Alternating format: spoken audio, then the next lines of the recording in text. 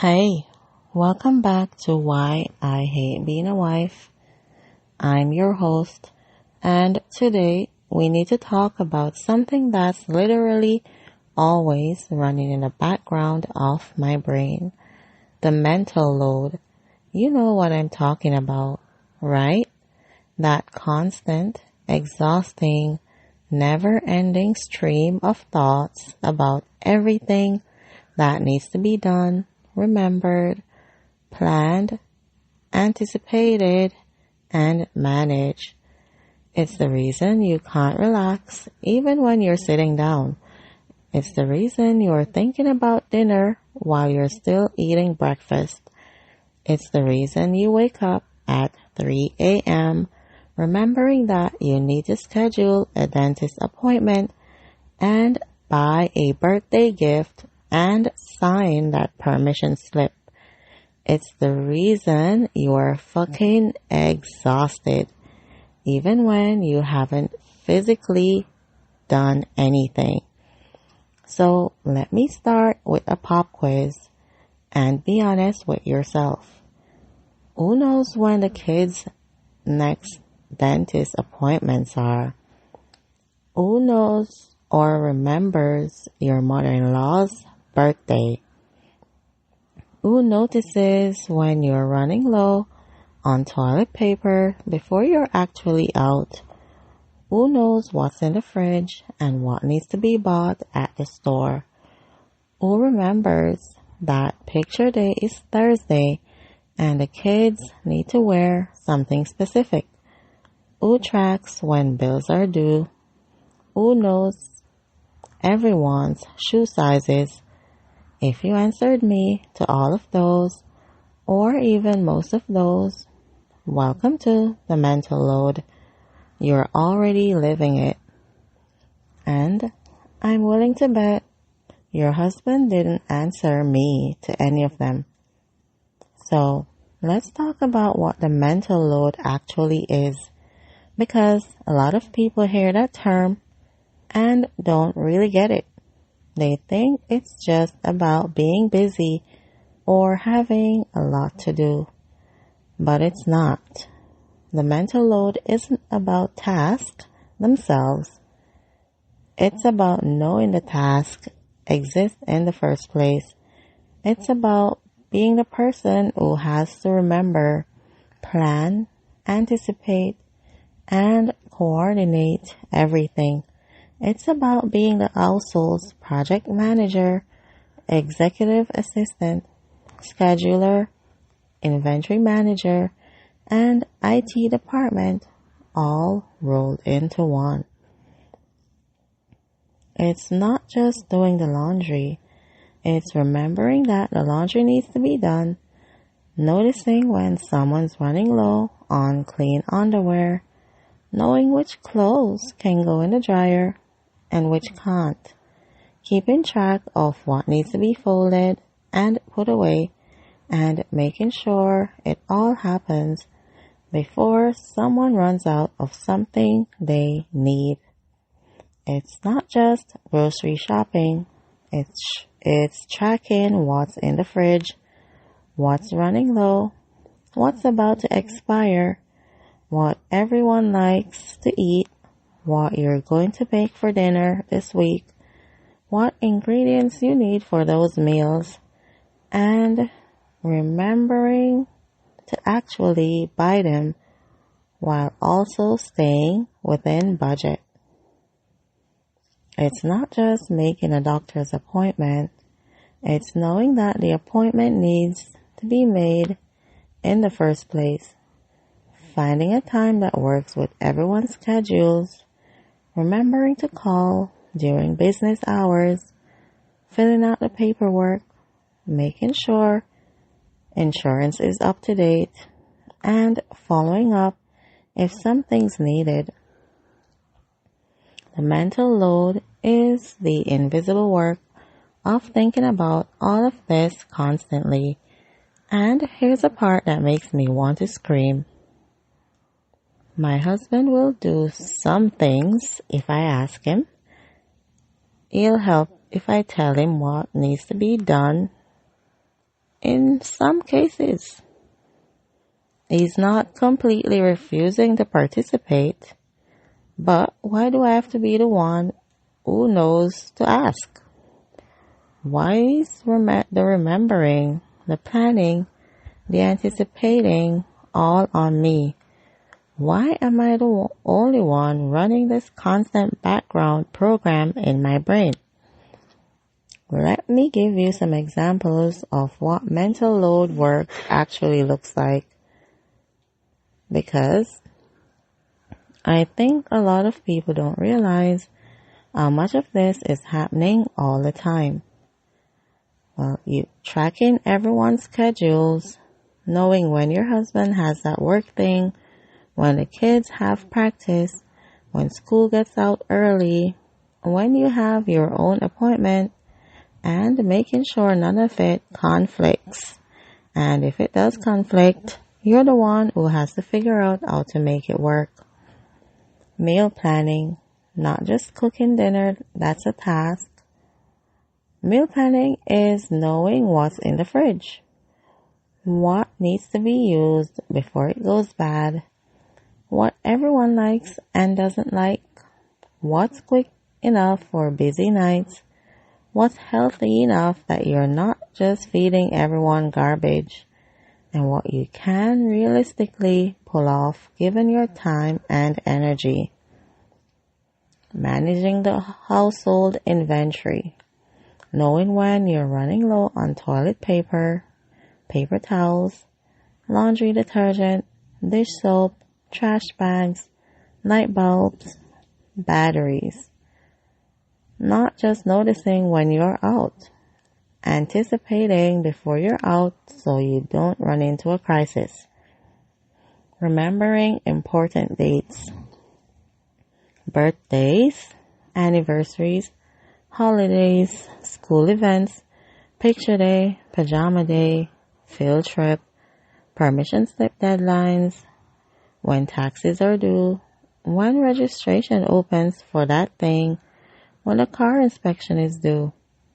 Tracking everyone's needs, who needs new shoes because they outgrew their old ones, who's running low on underwear, who needs a haircut, who mentioned they're not feeling well and should probably see a doctor. Gift management, not just buying gifts, but knowing what to buy for everyone, knowing what they like, keeping track of what you've already bought so you don't double up, making sure it gets wrapped and delivered on time, and making sure thank you notes get sent afterward, and anticipating problems, looking at the weather and knowing you need to pack jackets, looking at the schedule and knowing you need to prep something easy for dinner because there is no time, looking at the calendar and knowing that week is going to be hell, so you better get ahead on laundry. Emotional management, knowing when someone's having a hard time and needs extra support, knowing when someone's stressed and you need to take something off their plate, knowing when tensions are high and you need to be the buffer. All of this, all the time, running in the background of your brain constantly. And here's why it's so fucking exhausting. It never stops. There's no off switch for my brain. There's no moment where I can truly, fully relax because I'm always thinking about what needs to be done, what's coming up, what I might be forgetting. Even when I'm not doing anything, I'm thinking about what needs to be done. Even when I'm sitting on the couch, supposedly relaxing, my brain is running through the list. Even when I'm lying in bed trying to sleep, I'm remembering something I forgot to do, or planning tomorrow, or worrying about next week. I can't rest because the mental load never rests. And the problem is, this work is invisible. Nobody sees it.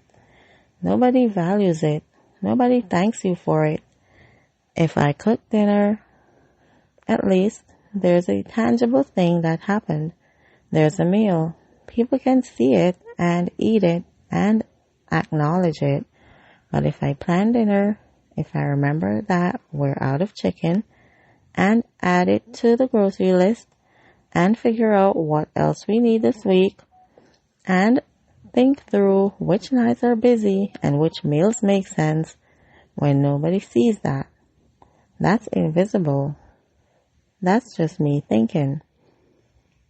But it's work. It's cognitive labor. It's exhausting. And because it's invisible, people don't understand why I'm tired. What did you do today? And I say nothing because I didn't produce anything tangible, but I did everything. I kept our entire life from falling apart. I just can't prove it. Okay, let's talk about the most infuriating response to the mental load. Just ask me to do things and I'll do them. Just tell me what to do. I can't read your mind. If you want me to help, you need to communicate. You know what? Fuck that. First of all, asking is labor. Delegating is labor. Managing is labor. If I have to tell you what needs to be done, I'm still the manager. I'm still the one who has to think about it, remember it, know it needs to be done, and then assign it to you. That doesn't solve the mental load problem. That just makes me your supervisor. Second, having to ask means I'm still carrying the responsibility of knowing. I'm still the one tracking everything. I'm still the one with the full picture. You're just an employee waiting for assignments. That's not partnership. That's not equality. And third, and this is the part that really gets me, why do I have to ask? Why do I have to tell you? Why do you need me to point out things that are obvious? You live here too. You can see that the trash is full. You can see that we're out of milk. You can see that the kids need to be picked up from school. You can see that your own mother's birthday is coming up. Why do I have to be the one to notice and then tell you? Why can't you just notice? I can't read your mind. Okay, but I'm not asking you to read my mind. I'm asking you to look around and see what needs to be done. I'm asking you to think ahead and anticipate. I'm asking you to use your own brain. I don't have some special mind-reading ability. I don't have some magical wife sense that tells me what needs to be done. I just pay attention. I think ahead. I take responsibility. And you could too. You just don't. So let's talk about why this falls on women. And why is it always us carrying the mental load? Because we were socialized to notice and anticipate. We were raised to be caretakers, to be aware of others' needs, to be responsible for managing relationships and households. Little girls are taught to be helpful, to think of others, to notice when something needs to be done. Little boys are taught to be independent, to focus on their own stuff, to wait to be asked. And that socialization doesn't just disappear when we grow up. It shapes how we move through the world. Women are expected to notice. Men are allowed not to. Women are expected to remember. Men are allowed to forget. Women are expected to plan ahead. Men are allowed to be spontaneous. And when men don't carry the mental load, there are no consequences because women pick up the slack. I pick up the slack. If he forgets it's mom's birthday, the wife has to remember. If he doesn't notice we're out of milk, I notice. If he doesn't think ahead about what the kids need, I think ahead. He can afford not to pay attention because I'm paying attention for both of us.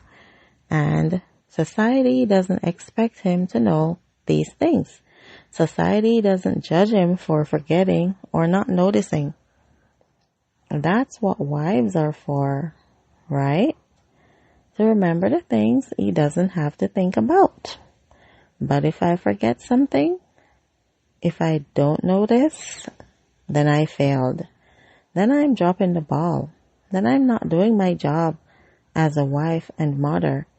The standards are completely different, and that's not fair. Let me give you a really specific example of how this plays out. When I go to the grocery store, I don't need a list. I make a list sometimes, but I don't need it because I know what we need. I've been tracking it in my head all week. I know we're low on milk because I saw the carton was almost empty. I know we need bread because someone ate the last of it yesterday. I know we need more eggs because we used a bunch over the weekend. I know we need chicken because I'm planning to make that recipe on Thursday. I also know we're running low on toilet paper even though we're not out yet. I know someone mentioned they needed deodorant. I know the kids are almost out of snacks for school lunches. I know all of this because I've been noticing. I've been paying attention. I've been mentally tracking our inventory. When my husband goes to the grocery store, he needs a list, a specific, detailed list, because he doesn't know what we need. He hasn't been tracking it. And even with a list, he'll come back without things we need. Not because he's stupid or incompetent, but because he doesn't have the full picture. He doesn't know that we're running low on something if it's not on the list. He doesn't think to grab extra if something's on sale. He doesn't remember that we're out of something unless I explicitly tell him. And you know what? Sometimes he'll come back and say, "Why didn't you put milk on the list?" And I have to stop myself from screaming because, dude, you saw the milk was low. You were in the fridge this morning. You live here too. But he didn't notice because he's not carrying the mental load. He's not tracking. He's not managing the household inventory in his head. That's my job, apparently. And here's what carrying the mental load does to you over time. It makes you resentful. You start to resent your partner for not noticing, not caring, not thinking ahead. You start to resent having to ask for help with things that shouldn't require asking. You start to resent being the only one who knows anything, who remembers anything, who plans anything. You start to resent that you can never truly relax because you're always running that background program. You start to resent that his brain gets to be quiet while yours never does. And this is the worst part, when you express that resentment, when you say, "I'm tired of being the only one who thinks about this stuff," he gets defensive. I help when you ask. I do things around the house, not. I can't read your mind. You're always criticizing me. And suddenly, you are the bad guy. You are the nag. You're the one making him feel bad. You're the one who's never satisfied. But you're not asking for perfection. You're asking for partnership. You're asking for him to carry half of the mental load. You're asking for him to notice, to think, to anticipate, to take ownership. You're asking for him to use his fucking brain. And somehow that's too much to ask. Somehow that makes you unreasonable. And here's another thing that happens when you carry the mental load. You get called controlling. Because when you're the one who knows everything, the only one who's tracking everything, the only one who's planning everything, you have to manage things. You have to make decisions. You have to coordinate. And from the outside, that looks like control. That looks like you being a micromanager. That looks like you being demanding. But you're not controlling because you want to be. You're controlling because you're the only one who's thinking about this stuff. You're the only one who has the full picture. If you don't manage it, it doesn't happen. If you don't coordinate, things fall apart. If you don't plan, nothing gets done. So you manage it, and then you get accused of being controlling.